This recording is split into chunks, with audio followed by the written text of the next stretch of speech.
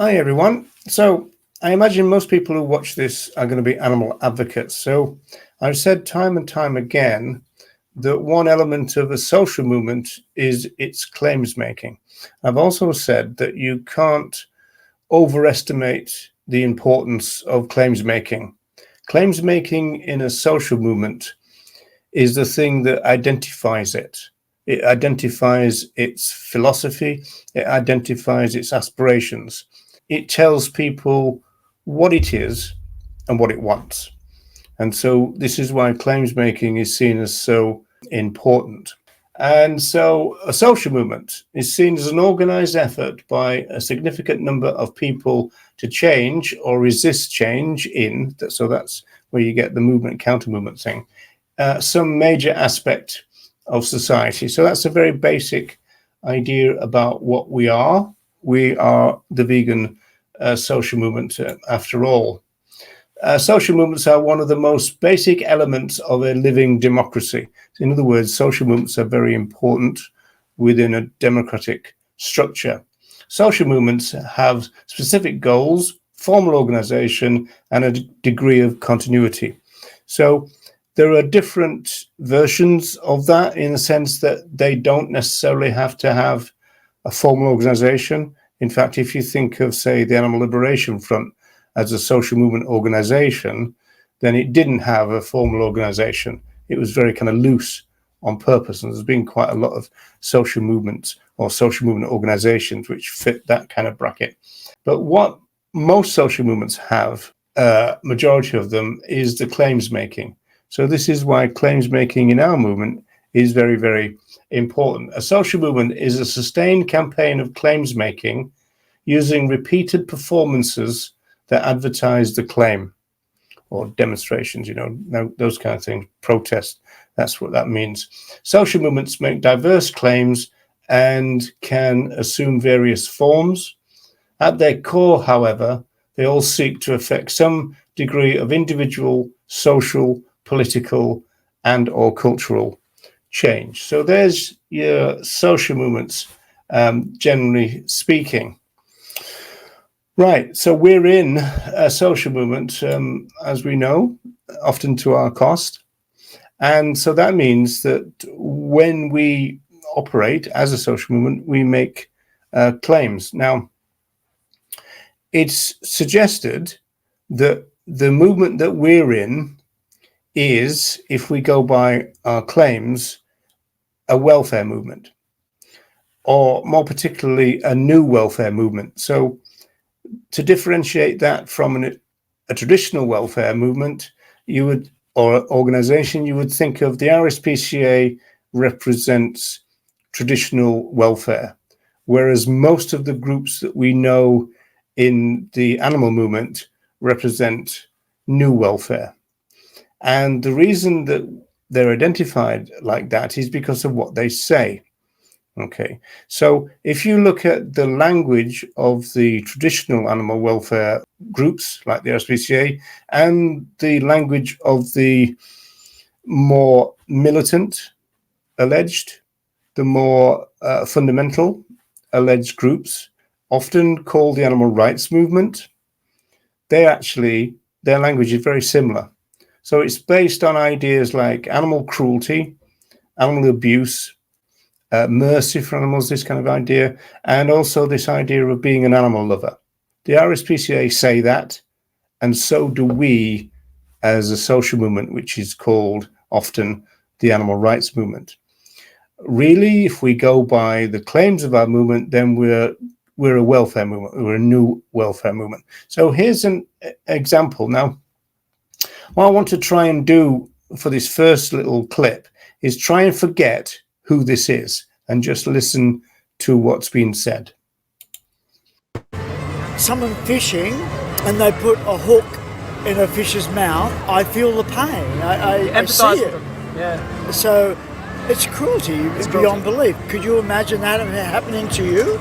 You've got a good heart, mate. That's what it is. Do you know what a vegan is? Yes. Vegan is a philosophy against the exploitation and cruelty to animals. It's a belief that you act in your lifestyle, so you don't eat, wear, use animals, products. Someone like you don't want to be paying for egregious cruelties to happen to animals. You sound like not that type of person, but...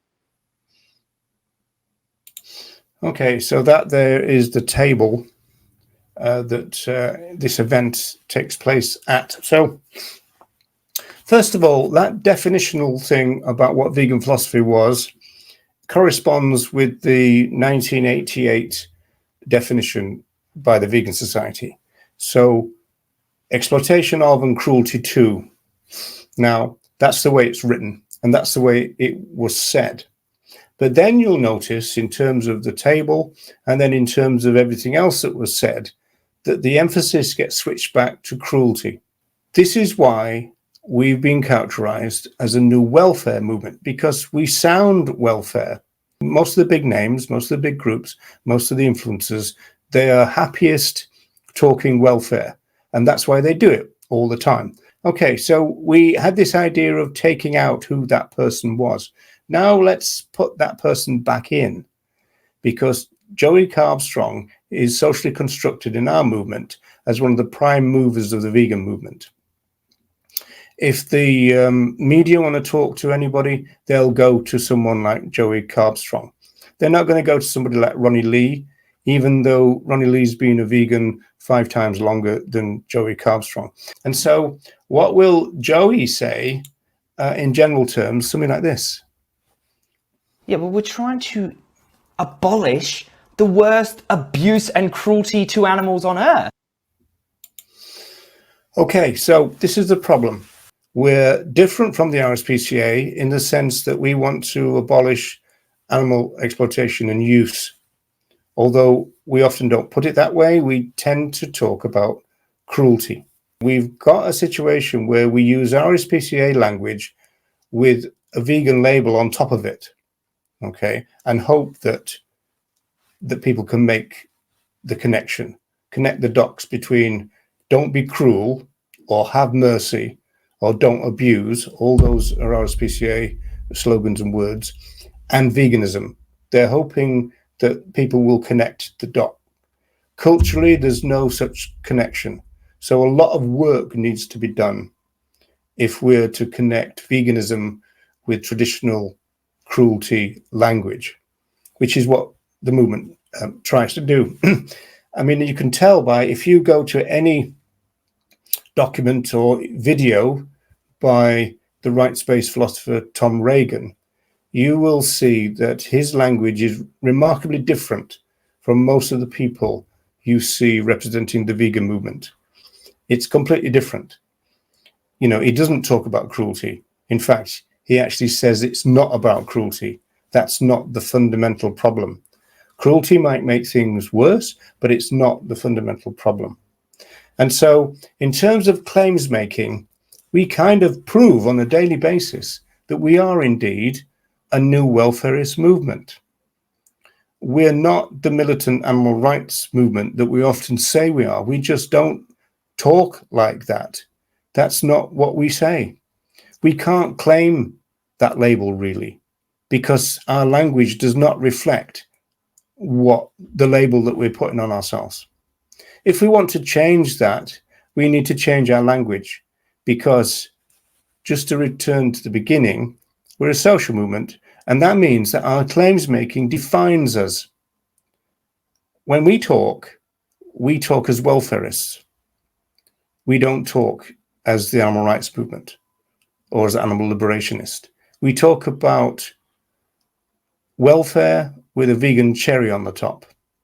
So if we want to be the genuine vegan social movement that talks about liberation, as people like Leslie Cross did and people like Donald Watson did, we have to look at our movement and look at our movement's language in particular, because that is the thing that people hear from us. And this is why, by the way, why journalists always get it wrong. They ask us about cruelty and stuff because that's what they think we are. They think we're an anti-cruelty movement, but they didn't make it up. We told them that. We told them that we're an anti-cruelty movement. If we don't want to be an anti-cruelty movement like the RSPCA, then we have to alter our language and really become the liberation movement that often we claim that we are.